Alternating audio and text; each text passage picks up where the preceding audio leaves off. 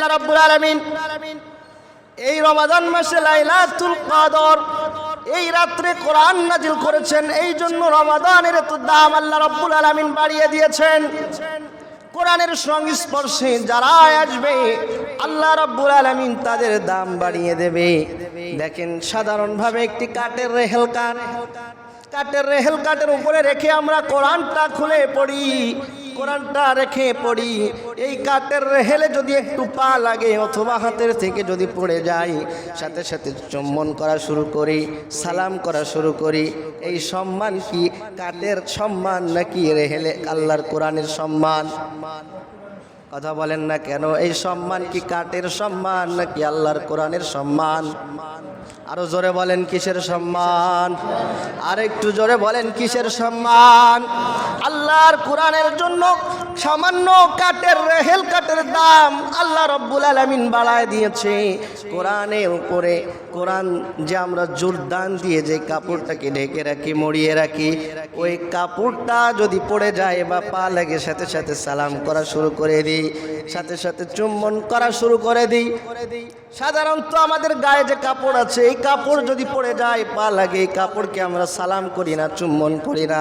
কিন্তু আল্লাহ রাব্বুল আলামিনের কোরআনের গায়ে যেই কাপড়টা লাগানো থাকে, ওই কাপড়টাতে যদি পা লাগে বা পড়ে যায়, সাথে সাথে সালাম করা শুরু করি, চুম্বন করা শুরু করি। এটা শুধু কাপড়ের সম্মানে না, এটা আল্লাহ রাব্বুল আলামিনের কোরআনের সম্মানে। কথা বলেন ঠিক কিনা? সম্মানিত মুসল্লিয়ানে কেরাম, এই কোরআনের সংস্পর্শে যারা আসবে আল্লাহ রাব্বুল আলামিন তার দামটাও বাড়ায় দেবে। বলেন সুবহানাল্লাহ। এই কোরআনটা রমাদান মাসে এসেছে, রমাদান মাসে আল্লাহ রাব্বুল আলামিন এই কোরআনটা নাজিল করেছেন। এই কারণে আল্লাহ রাব্বুল আলামিন এই রমাদানের দামটাও বাড়ায় দিয়েছেন। জোরে বলেন না সুবহানাল্লাহ। এই রমাদান মাসে 2 রাকাত সুন্নত নামাজ যদি আপনি আদায় করেন, 2 রাকাত ফরজ আদায় করার সমান। জোরে বলেন সুবহানাল্লাহ। এই রমাদানে যদি কেউ উমরা করার উদ্দেশ্যে মক্কা মদিনায় যায়, ফরজ হজের সওয়াব তার আমলনামায় লেখা হয়। সুবহানাল্লাহ নাই?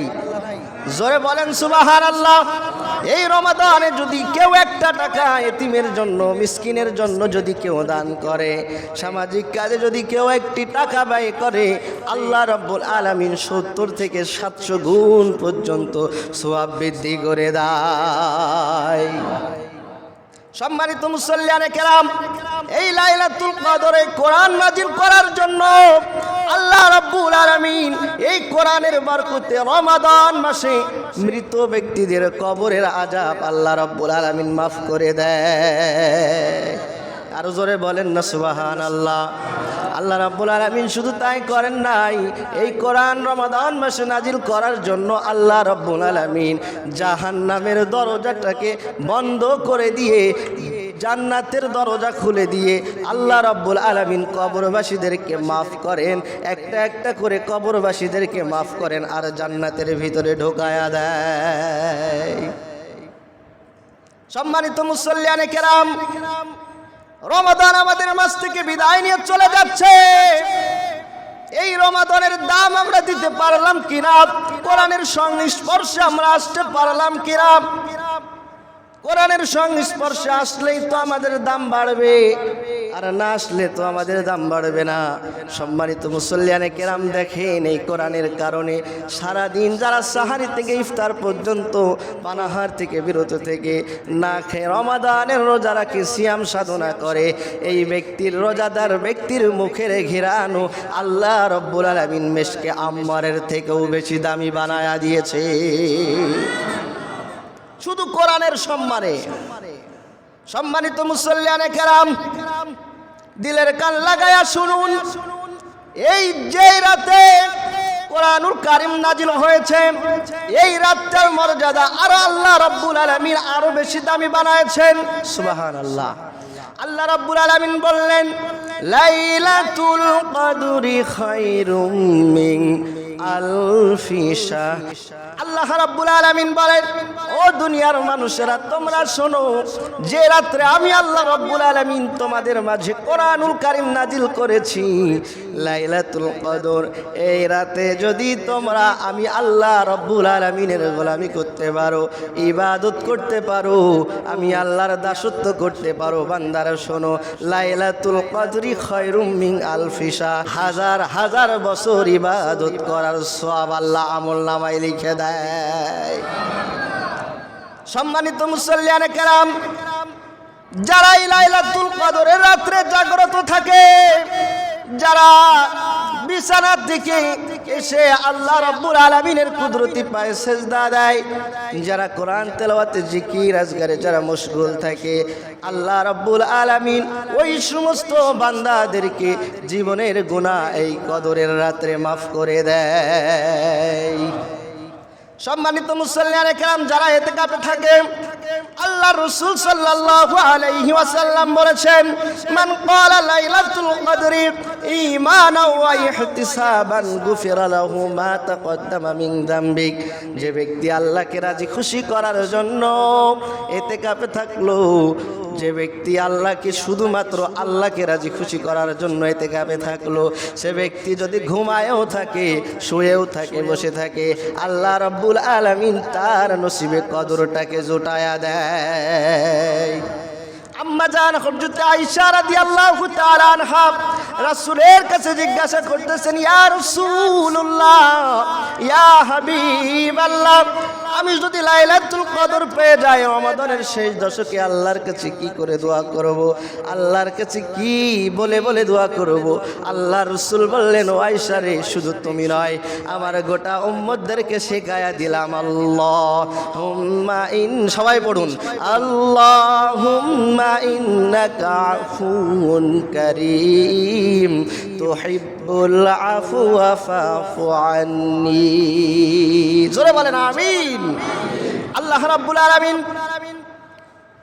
যে ব্যক্তি এই দোয়াটা বেশি বেশি কদরের রাতে আল্লাহ রাব্বুল আলামিনের কাছে করবে, হে আল্লাহ, আমি পাপী, আমি অধম, আমি গুনাহগার, তুমি ছাড়া ক্ষমা করার আর কেউ নাই, এ পরওয়ারদিগার দয়া করে মায়া করে জীবনের গুনাহ তুমি মাফ করায়া দাও। আল্লাহ রাব্বুল আলামিন এই কদরের রাত্রে জীবনের গুনাহ মাফ করায়া তাকে মাসুম বানায়া দেবেন।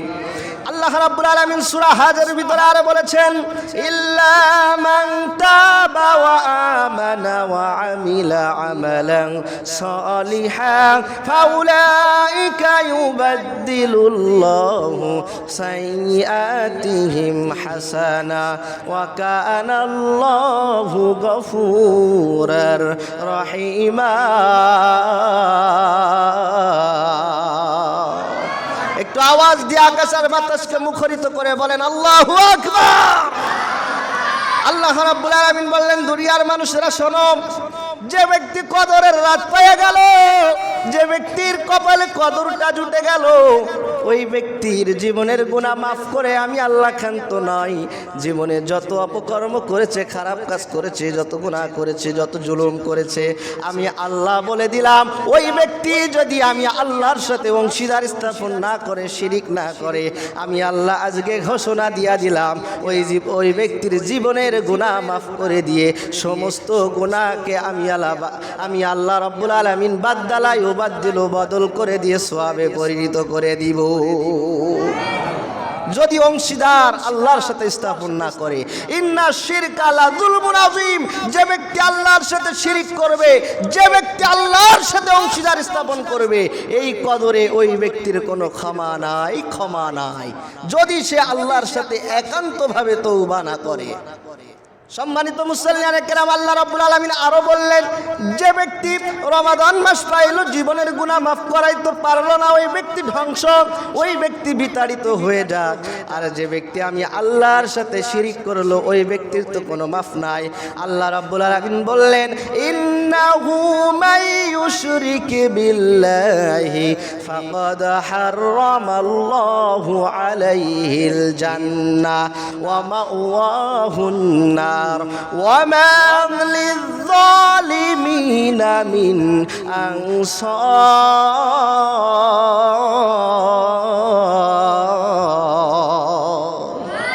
আরো জোরে বলেন আল্লাহু আকবার। আল্লাহ রাব্বুল আলামিন বললেন, যে ব্যক্তি আমি আল্লাহর সাথে শিরিক করলো, যে ব্যক্তি আমি আল্লাহর সাথে অংশীদার স্থাপন করলাম, ওই ব্যক্তির জন্য আমি আল্লাহ রাব্বুল আলামিন জান্নাতকে হারাম করে দিলাম। আর ওই শিরিককারীর জন্য ওয়ামাউহুন্নার ওয়ামা লিয-যালিমিনা মিন আনসার, যে ব্যক্তি আমি আল্লাহর সাথে জুলুম করলো, শিরিক করলো, ওই ব্যক্তির জন্য কিয়ামতের ময়দানে কোনো সুপারিশ চলবে না। আমি আপনি যদি শিরিক করে ফেলি, কেউ যদি আল্লাহর সাথে অংশীদার স্থাপন করে, অনেকেই বলে একজন হাফেজ 10 জনকে নিতে পারবে, একজন আলেম 40 জনকে জান্নাতে সুপারিশ করে নিতে পারবে। আমি আল্লাহর নবীর উম্মত, শেষ জামানার শেষ পয়গম্বরের উম্মত আমরা দাবি করি, রাসূলের আশেক দাবি করি। কিয়ামতের ময়দানে রাসূল আমার আপনার জন্য সুপারিশ করবে। যদি আমি আল্লাহর সাথে শিরিক করি, ঈমান না থাকে, কিয়ামতের ময়দানে রাসূলও ওই ব্যক্তিকে সুপারিশ করবে না। তাহলে কি শিরিক করা যাবে? সম্মানিত মুসল্লিয়ানে কেরাম, এবার আসুন